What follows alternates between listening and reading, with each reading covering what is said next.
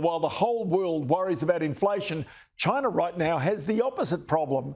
Prices are falling in a sign of a weakening economy and consumer demand. Its consumer prices index in July was down 0.3% compared with last year, and producer prices, so that's the inputs for business, were down even further. Ligang Lu is Citi's Managing Director for the Asian Pacific Economic Analysis and joins me now from Hong Kong. Ligang Lu, always good to chat to you. I mean, it's the opposite to the worries that the rest of the world have got right now, isn't it? That's correct. That means that China's economic recovery has been quite weak. In fact, a lot of indicators in the second quarter suggest that China may run the risk of double dip of its economic recovery. So this then requires a lot of policy stimulus ahead.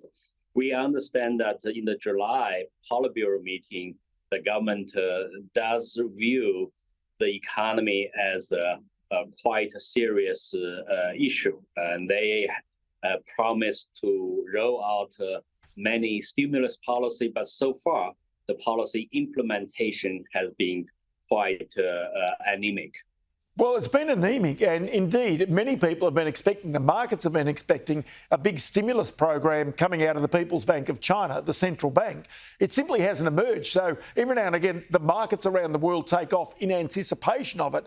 But every response from the Chinese government appears to be somewhat disappointing and subdued. At what point do they say, enough's enough? We've got to actually borrow some money and put some serious stimulus into this economy?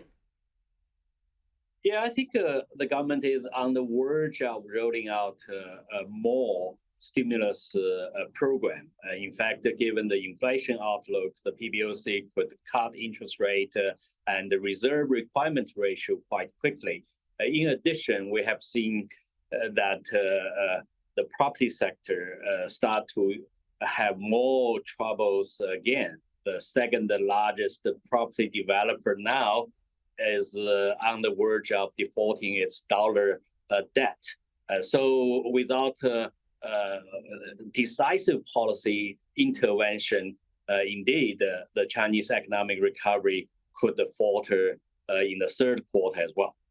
Well, the Bureau of Statistics today says out of China that they believe this contraction is likely to be temporary. Consumer demand will improve in July. So in other words, they're basically saying there's not too much to see here. We think things will get back to normal as this year progresses. Well, that's the official view, but people in the market are quite concerned about China's sluggish economic recovery. If you look at consumption, so far the data has been disappointing. Month-on-month basis, China's retail sales disappointed the last month. Year-on-year basis, China's retail sales data have been consistently below market expectation. Given there's wage cuts in state-owned enterprises, local governments, it's very difficult to think that China's consumption can rebound strongly. So this then requires some kind of policy to raise people's income, rather than use the Western policy to give people consumption coupons. Perhaps the government could waive tax payments for people. This is another way and a quick way to raise people's income in the short term.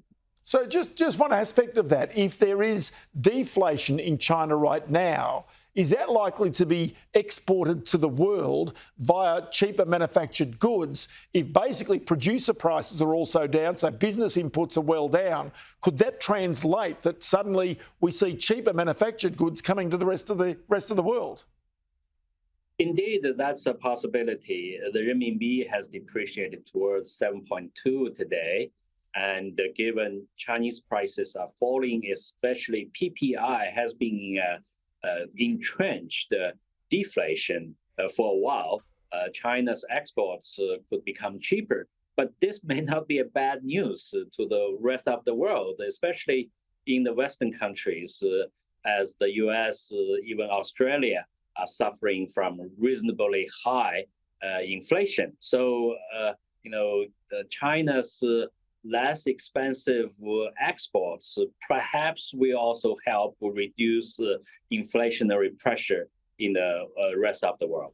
Sarah, it's going to be fascinating to watch this as this year pans out and just exactly what response comes from the Chinese government. Citi's Ligang Lu, always good to chat to you and many thanks for your time today. Thank you.